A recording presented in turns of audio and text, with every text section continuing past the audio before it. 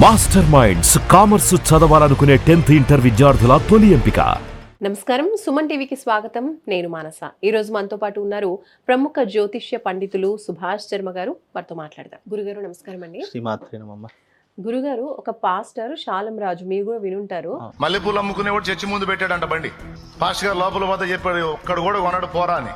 అంటే ఎందుకు కొందరు 2 ఆడవాళ్ళు వస్తుంటే కొందరు పిచ్చి పిచ్చి వేషాలన్నీ వేసి రోడ్లమిటి బజార్లమిటి తిరగటానికి వారు బజారు సంబంధులు కాదు, వారు పరిశుద్ధాత్మ సంబంధులు. ఆయన మన మహిళలని పూలు పెట్టుకుంటే, మల్లె పూలు పెట్టుకునే వాళ్ళంతా కూడా ఒక నెగిటివ్ పర్సన్స్ అన్నట్టుగా, లేదంటే వ్యభిచారులు అన్నట్టుగా చాలా హీనంగా మాట్లాడారు. అది ఏంటంటే రెచ్చగొట్టేలాగా ఉంది. పరిశుద్ధాత్మలు ఇలాంటి పూలు పెట్టుకోరు, మల్లెపూలు పెట్టుకోరు అని చెప్పేసి మీరు వినుంటారు. అసలు దీన్ని ఏ విధంగా చూడొచ్చు? ఇలా రెచ్చగొట్టే మాటలు అంటే ప్రతి కులాన్ని, ప్రతి మతాన్ని కూడా మన హిందుత్వంలో మన ఇండియన్స్ అందరూ కూడా గౌరవిస్తూ ఉంటారు. అలాంటిది ఈయన ఎలాంటి మాటలు మాట్లాడదే దాన్ని మనం ఏ విధంగా చూడొచ్చు? ఇది ఒకందుకు చూడ్డానికి చాలా వికృతంగా మాట్లాడినప్పటికీ కూడా ఇలాంటి మాటలు అసలు ఎందుకు వాళ్ళు ఈ రకంగా మాట్లాడి అనవసరంగా మనుషుల్ని కోపతారిగా మార్చేస్తున్నారు అనేటటువంటిది ఆలోచించవలసిన విషయం ఒకటి. ఇంకోటి ఏంటంటే ఇలాంటివి చేయడం వల్ల వాళ్ళకేదో పేరు వస్తుంది, లేదా సోషల్ మీడియాలో మనము ట్రెండింగ్ చేయవచ్చు అనేటటువంటి ఒక తరహాలో ఇలాంటి మాట్లాడే మూర్ఖులు అని చెప్పొచ్చమ్మా. 100% చాలా ఇలాంటి వాళ్ళు చాలా మంది దిగజారిపోయి ఎదుటి వాళ్ళ మీద బురద జల్లి మనం ఏదో గొప్ప వాళ్ళం అవుదాము అనేటటువంటి ఆశ నుండి పుట్టుకొచ్చిన వాటిలే ఇలాంటి పుట్టగొడుగులు అని చెప్పవచ్చు.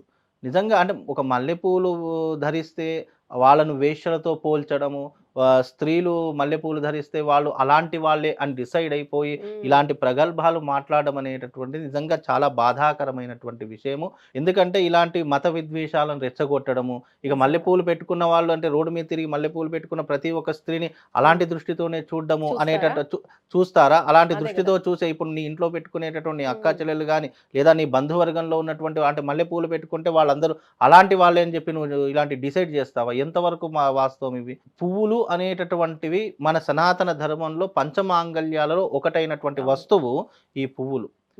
నిజంగా ఇలాంటి పూలు ఎందుకు ధరిస్తాము, ఎందుకు వేసుకుంటాము, మనం ఇప్పుడు వివాహంలో ఇప్పుడు వీళ్ళు కూడా క్రిస్టియన్లు కూడా వివాహంలో పూలదండలు వేసుకుంటారు, దాంట్లో కూడా మల్లెపూలు ఉంటాయి. అంత మాత్రాన వాళ్ళందరూ వేశ్యలతో సమానం అని చెప్తారమ్మా.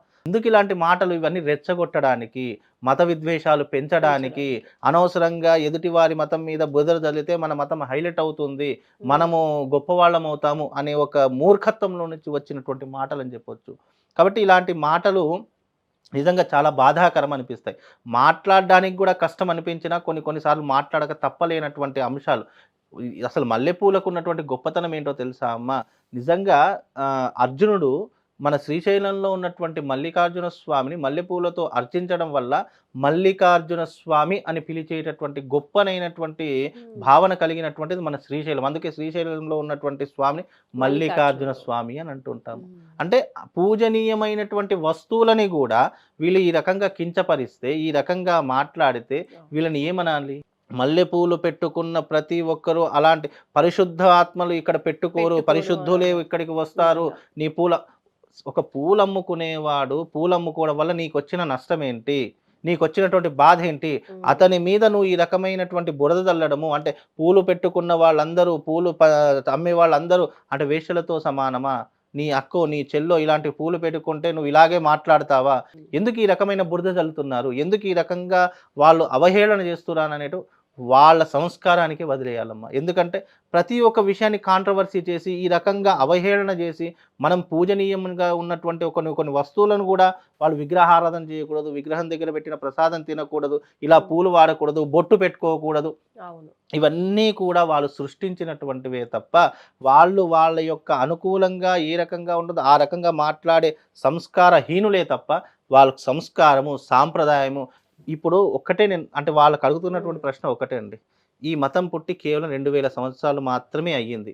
అంతకు ముందు ఉన్నటువంటి మతాలేంటి? అంతకు ముందు ఉన్నటువంటి సనాతన ధర్మం విలువలేంటి? సనాతన ధర్మంలో ఉన్నటువంటి విలువలు, సనాతన ధర్మంలో ఉన్నటువంటి పాటించేటటువంటి అలవాట్లు నీ ధర్మంలో లేవు. కాబట్టి ఇది చాలా ఖండించవలసినటువంటి విషయం. నిజంగా అంటే పూలు ధరించడము అనేటటువంటిదే తప్పైతే నువ్వు ధరించే ప్రతి వస్తువుకి తప్పులు తీయొచ్చు, మేము ఎన్నో రకాలుగా తీయొచ్చు, కానీ మాకు ఆ సంస్కారం లేదే.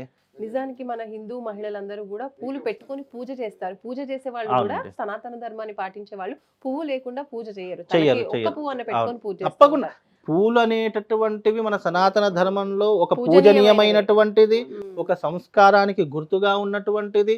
అలాగే ప్రతి ఒక్క గృహిణి తన భర్త యొక్క ఆయుష్ను పెంచుకోవడానికి వాడుకున్నటువంటిది. ప్రతి ఒక్క శుభకార్యానికి వాడేటటువంటివి పువ్వులు. పువ్వులు. అందులో అలాంటి పువ్వులను తీసుకొని వచ్చి అలాగే ఎప్పుడూ కూడా భార్యాభర్తల మధ్య అన్యోన్యత పెంచేటటువంటి పూలు కూడా అని కూడా చెప్పుకోవచ్చు. ఎందుకంటే కొన్ని కొన్ని గ్రంథాల్లో మల్లె పూలకు కొన్ని ప్రాధాన్యతలు చెప్పడం జరిగింది. అంటే భార్యాభర్తల మధ్య అన్యోన్యత పెరగడానికి కూడా ఇది ఒక కారణంగా ఉన్నటువంటి వస్తువుగా చెప్తాము.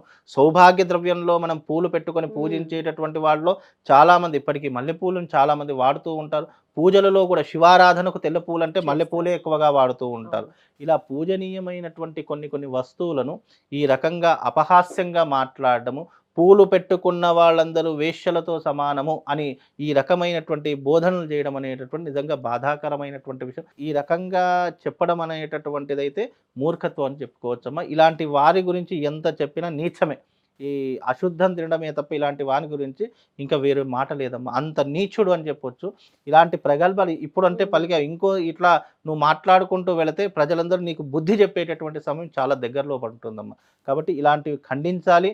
మీడియా వాళ్ళు కావచ్చు, ప్రేక్షకులు కావచ్చు, లేదా చూసే ప్రతి ఒక్కరు కూడా మల్లెపూలు వాడిన ప్రతి ఒక్కరు వేషలతో సమానం అనుకున్నటువంటి ప్రతి ఒక్కరు అతనికి బుద్ధి చెప్పేటటువంటి సమయం చాలా దగ్గరలో వస్తుంది. కాబట్టి పూలు పెట్టుకోవడం సనాతన ధర్మంలో ఒక పద్ధతి, ఒక సాంప్రదాయంతో గుర్తుగా మనం భావిస్తాము.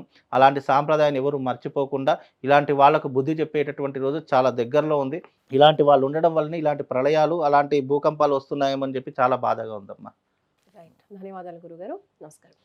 చూస్తున్నారు కదండి, సోలం రాజు ఒక పాస్టర్. అంటే ఎవరు తమ ధర్మాల్ని వాళ్ళు గొప్పగా చూసుకోవడం అనేది ఓకే, మంచిదే. కానీ ఇలా ఎదుటి ధర్మాల్ని, ఎదుటి వ్యక్తుల్ని అవమానించేలాగా మాట్లాడడం, మరీ హీనంగా ఇలా మల్లెపూలు పెట్టుకునే వాళ్ళంతా కూడా వేసలతో సమానం అనే విధంగా రెచ్చగొట్టేటువంటి వ్యాఖ్యలు చేయడం అనేది ఎప్పటికీ కూడా కరెక్ట్ కాదు. ఇలాంటి వ్యాఖ్యలు చేసే వాళ్ళకి ఖచ్చితంగా ప్రజలు ఎప్పుడో రోజు తప్పకుండా బుద్ధి చెప్పే అవకాశం అయితే ఖచ్చితంగా ఉంటుందని గురుగారు తెలియజేస్తున్నారు. చూస్తూనే ఉండండి సుమన్ టీవీ. నమస్తే.